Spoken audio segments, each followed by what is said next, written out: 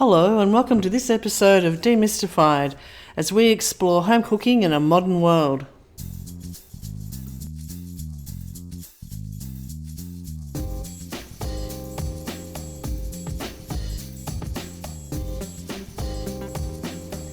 Hi, I'm Linda and I'm here with Paul. Hi Paul. Hello Linda, it's Friday Fun One.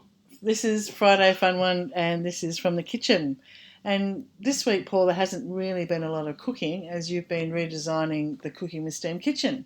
Yes, so we're potentially getting it set up to do sort of live demonstration come webinar, come something or another. We're just sort of thinking about how it can all look and be put together. So, yeah, a bit of a rejig, redesign, rethink.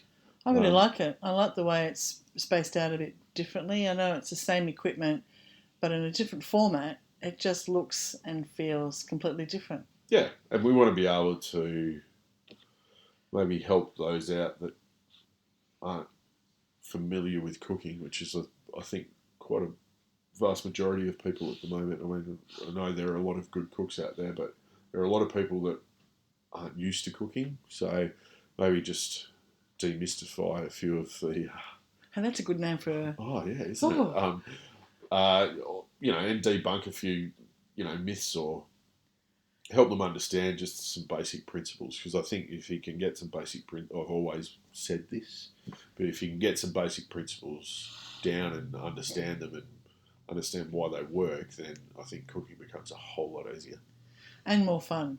Yeah, it's not so stressful when we're already a little bit overwhelmed with things sometimes. Yeah, but I do like the way you've got it now because it will mean an easy. In the last version, it was easy to see what you were cooking, but we never showed the oven. And while we're still not necessarily showing ovens because we often have different ones, but it's about how this will be technique focused. Yes. But that being said, would be happy to hear from anyone who's got any ideas about what they'd like to see. Absolutely. Because that I mean, it's all well and good for me to say, okay, we're going to do a webinar on fish, and here's how to fillet it, and here's what to do with the bones, and here's how to pin bone it, and all that sort of stuff. But that's maybe something that I want to do. But it might be better if we actually get people to tell us what they want to see, and we can cater to what people want to see. I mean, if we want to do some basics of bread or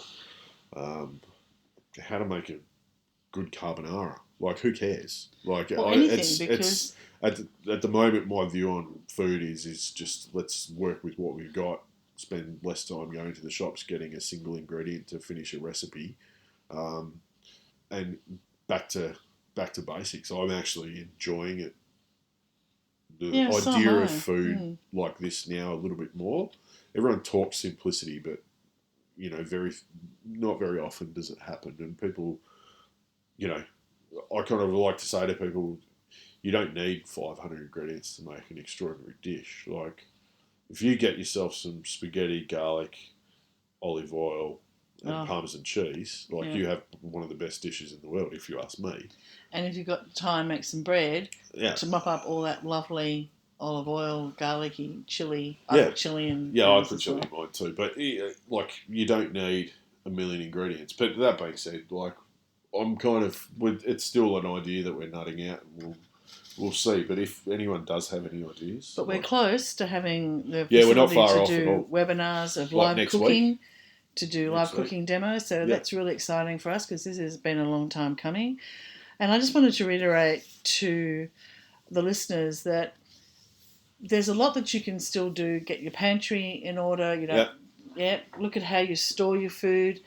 We did a really good one that's now up on food storage and how to use, freezing food is now a hot topic because so many people bought so much food and we'd hate to see that food go to waste. Yeah. So please freeze it properly, use it within its time frame. Really look at the food you've bought now so you don't end up throwing it out. That would be a terrible, terrible shame. So how to get your pantry in order, how to make some basics. I think there's some really good things that we can do, just to reiterate, while you haven't actually been cooking. Yeah.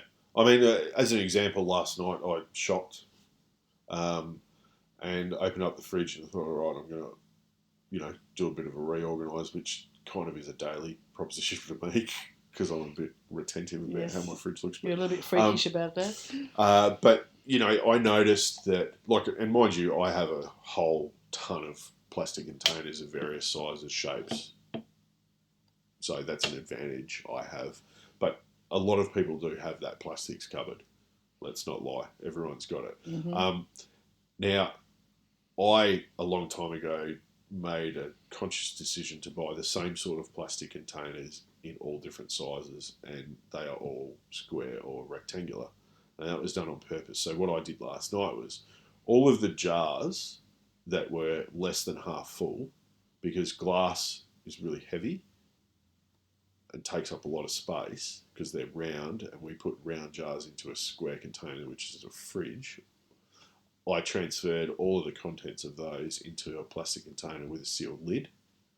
And so everything's now in a square plastic container, and I have double the room what I did an hour before I started. Oh, wow.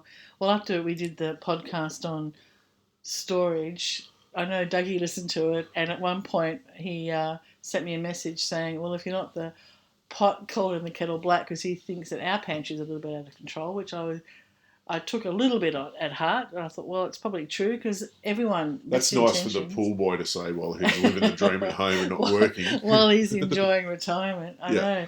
But it's true, you do sometimes look at it and go, and we've got our pantry, little pull-out ones on either side of our oven, of our cooktop.